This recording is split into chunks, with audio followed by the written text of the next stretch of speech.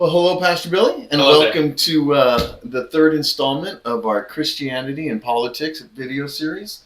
Today we're going to be talking about the question, is America a Christian nation? Is Right. America a Christian nation, and why that's important? And why does it matter? The answer to this question significantly influences how we live out our citizenship and perceive our role in society. So that's what we're going to be talking about today. Did I cover everything there? Sure. Awesome. Yeah, the reason it affects our perspective of our own role is that if we say America is a Christian nation and then we see it sliding from Christianity and Christian values, then we might see ourselves like prophets, like Old Testament prophets who are calling the nation back to God. But if we don't see America as a Christian nation and see it mostly as practically a pagan land, we might see ourselves like Daniel and his friends in Babylon, who weren't calling Nebuchadnezzar and the people of Babylon back to God. They were introducing them to God and they were influencing them toward God. Right. And so people argue about, is America a Christian nation? Was it ever truly a Christian nation? And they get up in arms about that, and they have all their arguments and proofs for their point of view. We want to get into that a little bit today. So let's define what is a Christian nation. What do we, so everybody's on the same page? Yeah, good point. Because if we were to define a Christian nation as a nation that has a national religion of Christianity, then no. America is not a Christian nation. We have no official religion. But if we were to say America, throughout its history, has had a majority of Christians, then yeah, America is a Christian nation from that point of view. Mostly a Christian nation. Yeah. So yeah, Christianity has been the major religion in terms of the most amount of people, of its population. But most people, when they talk about a Christian nation, they go back to the founding of our Right. country. So explain that.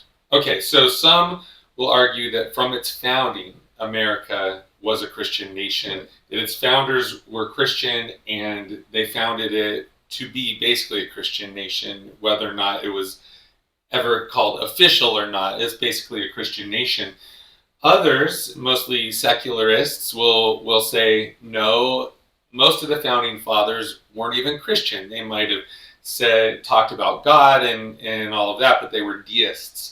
A deist is someone that believes God created the world, but then walked away, is no longer really involved in it, just got it going, and they're not into organized religion. And, they're against organized religion, right? Yeah. Absolutely.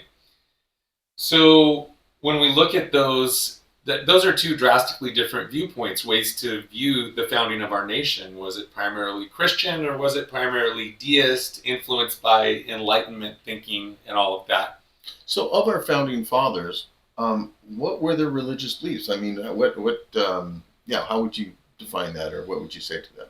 People will usually go to the quotes of the founding fathers, and Christians will emphasize their quotes that sound very Christian, and secularists will emphasize their quotes that don't sound very Christian.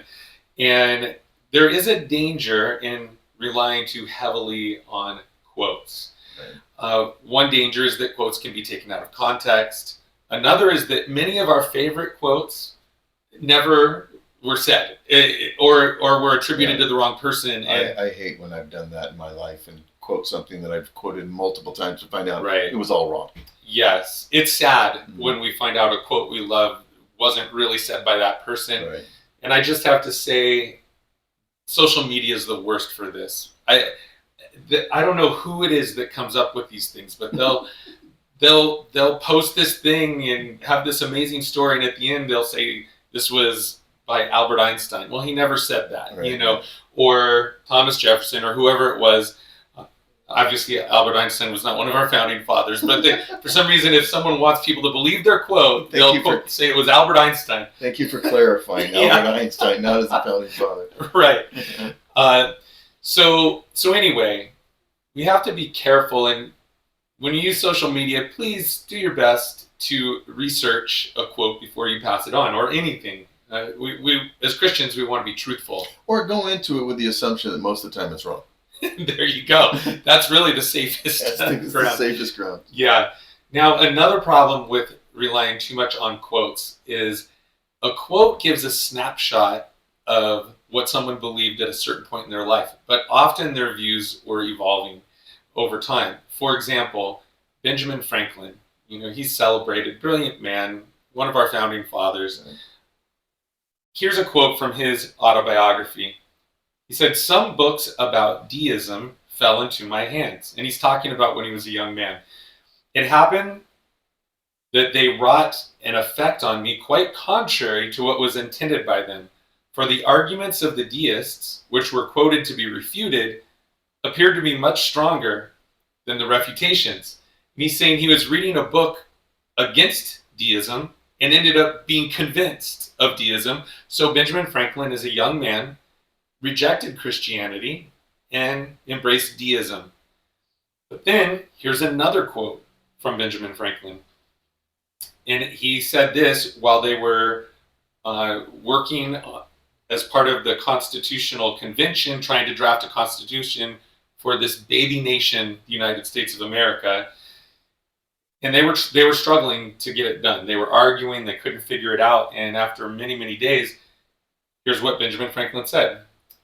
"I have lived, sir, a long time, and the longer I live, the more convincing proofs I see of this truth, that God governs in the affairs of men.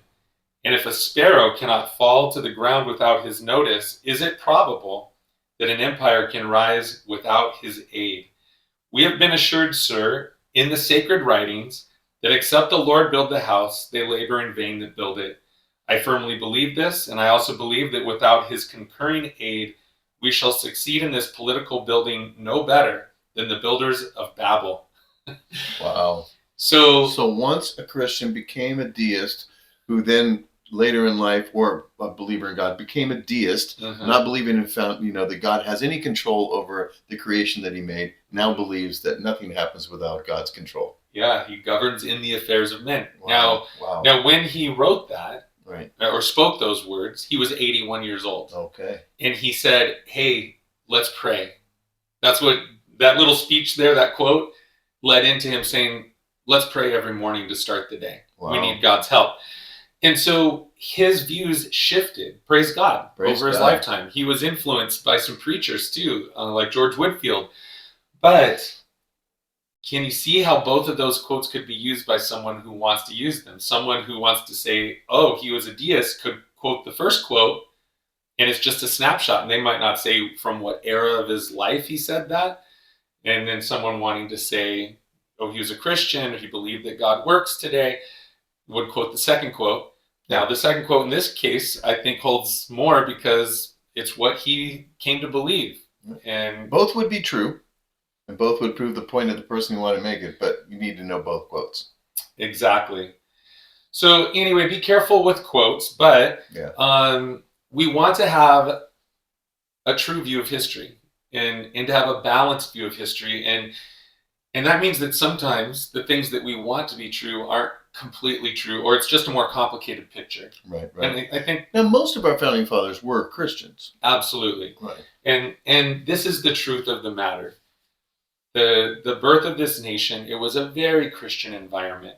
And the majority of our founding fathers, the majority of the signers of the Declaration of Independence, I've seen estimates 75 to 85% of them were Christian and active members of their churches. Okay. So that's a vast majority. Right. Very Christian environment.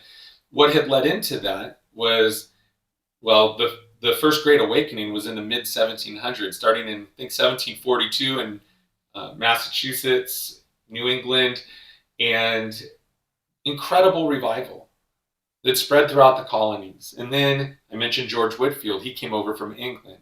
Powerful preacher.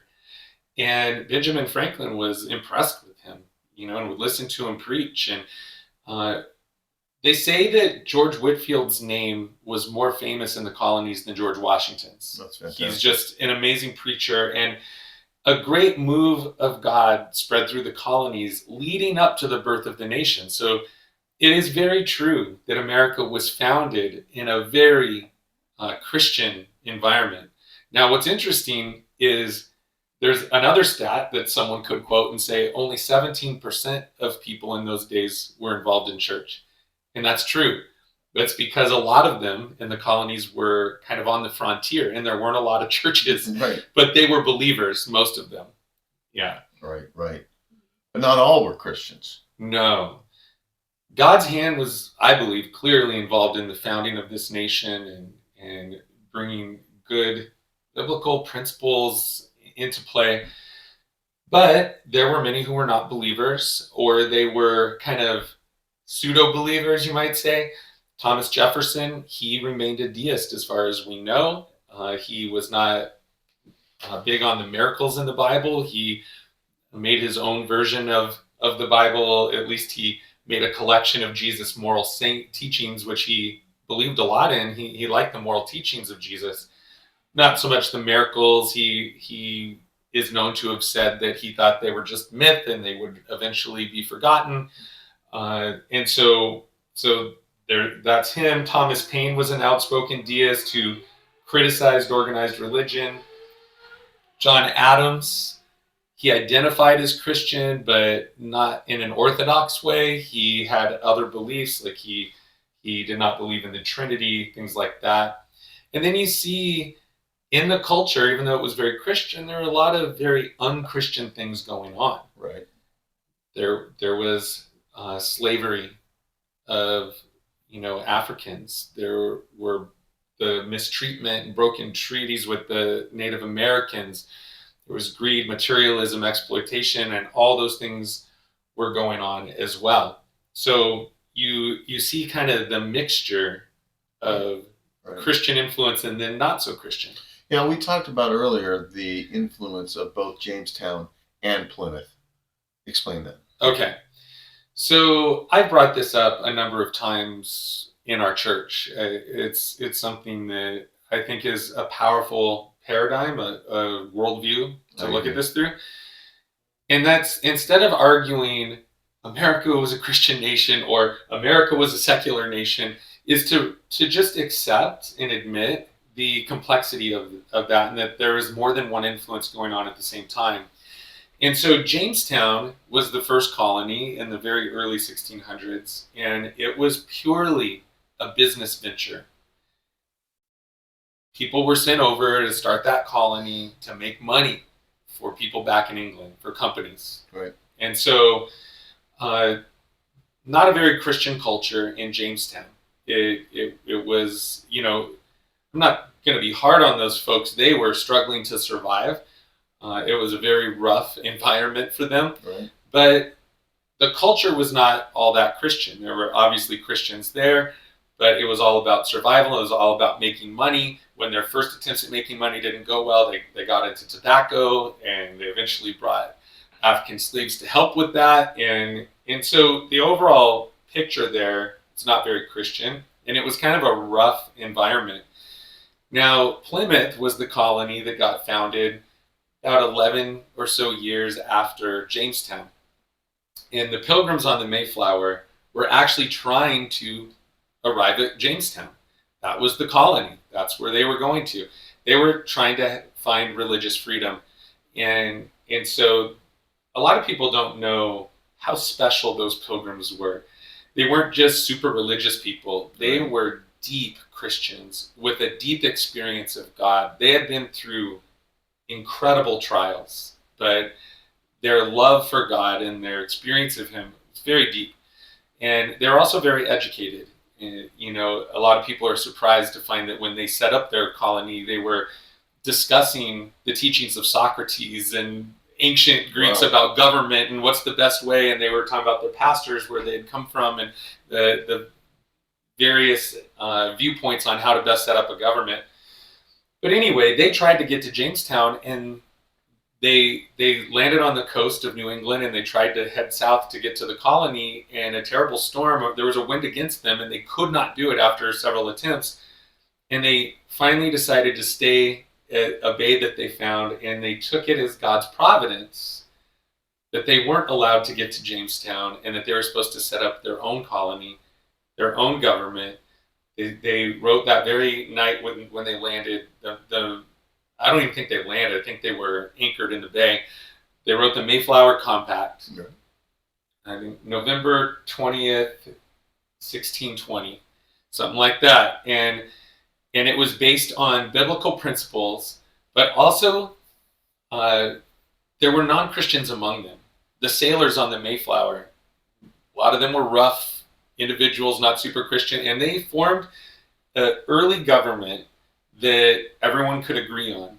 And there were Christian principles, but it was civil, and they also were still loyal to the King of England. They put that in their compact. And so what happened was that these two colonies, Jamestown and Plymouth, grew up on their own, and they had very different cultures. Plymouth really honored their treaties with Native Americans. Jamestown, not always. And the cultures were very different. One very Christian, one not so much. I think this provides a helpful picture. Right. It's not that everyone in Plymouth was a great Christian. It's not that everyone in Jamestown was terrible. But if we picture those two colonies as like seeds, and it's kind of a parable, that Plymouth represents the Christian influence that went into our nation in the early years, and Jamestown, the influence of materialism, which can lead to greed and all of that. And to recognize that just like the wheat and the tares that Jesus talked about in the Bible, they both grow up together. And we have had these two influences from even before the birth of our nation, in those early colonial years. Right. Mm-hmm. Yeah, I totally see that. So what is the current state of Christianity in America going forward from what we see the founding was, the colonial years, to the founding fathers? What is the current state of Christianity in America? Well, since those two seeds were planted, 400 years ago, we've seen them growing up together, and we've seen good things in our country and not so good things in our country. We have seen, those things I mentioned earlier, and we still see what I'm talking about: slavery, exploitation, all of these things, but also lots of good. Today we see still a mixture. So on one hand, Christianity has been on the decline in our nation for quite some time. In 1990, the statistic was that 6% of people in our country considered themselves religiously unaffiliated. They might have been atheists, or they just didn't care. They're just not connected to any religion. Not connected to any religion, not just Christianity, right. Any religion. Right. So that was 6% in 1990. Wow, small number. Right. By 2021, that number had grown to 29%. 29%. Up to 3 years ago. I don't know the latest, but that's an incredibly growing number. That shows that Christianity, as the major religion, has been in decline. Some contributing factors, I think you remember well, in the late 80s, right there, right before that switch started happening in 1990, we had scandals from well-known Christians. Big scandals. Yeah, there was Jimmy Swaggart, there was Jim Bakker, all the Christian television and prosperity, and people started to get a bad taste in their mouths. And these people were seen as influencers in our government and our nation and many different levels. Right, not just in the church, not but just in the church. Have the ear of presidents. Yes, exactly. Right, and so a lot of people started to get turned off, and there sadly still are those scandals today, and many are being turned off. And so you could say in those scandals, which involved sex and money, that's the influence of Jamestown, even in the church. Right. Wheat and tares in the church. That's right. Right. Yeah. And then it really hurt, I think, our society in a lot of ways. But then also, on the other hand, there's a lot of good still. I mean, our nation has the highest population of Christians anywhere in the world. Is here. That's really amazing. About 41% of Americans today attend church at least once a month. Okay. 41%. How many are online? That's a good question. Yeah, I don't know the answer to that, but that's a lot of churchgoers. Right, that's a lot. Now, how many of them have a biblical worldview and truly know Christ? I don't know. But Christianity still has a lot of influence. Now, here's what's exciting to me is that the millennial generation, that's our 28 to 43-year-olds. Okay.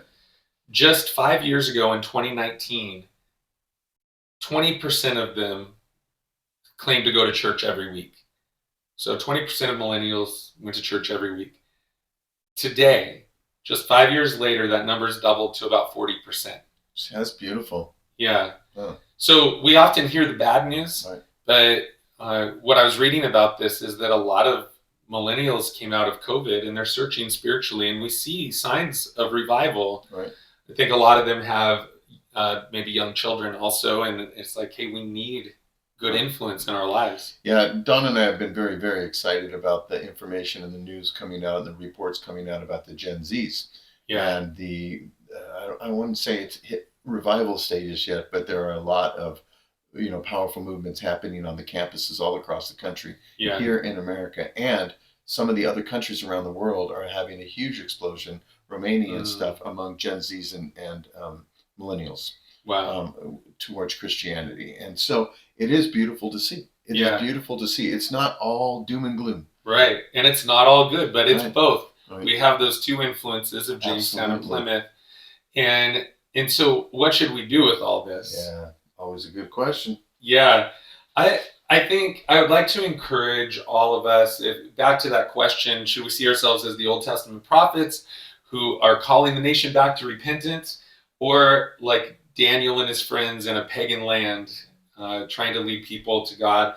I think we should do both. I was just going to say both. Yeah, why not both? Yeah. And I think that we should accept that America has always been and still is both Christian and non-Christian. Right.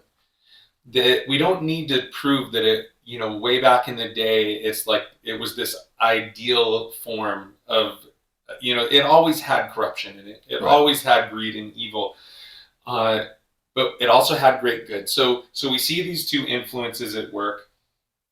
And so as we see our nation in ways slipping into sin further and further, turning away from God further and further, like the Old Testament prophets, we should grieve, we should lament, we should pray with tears. I think that's appropriate. And we should speak the truth. We should call people to God.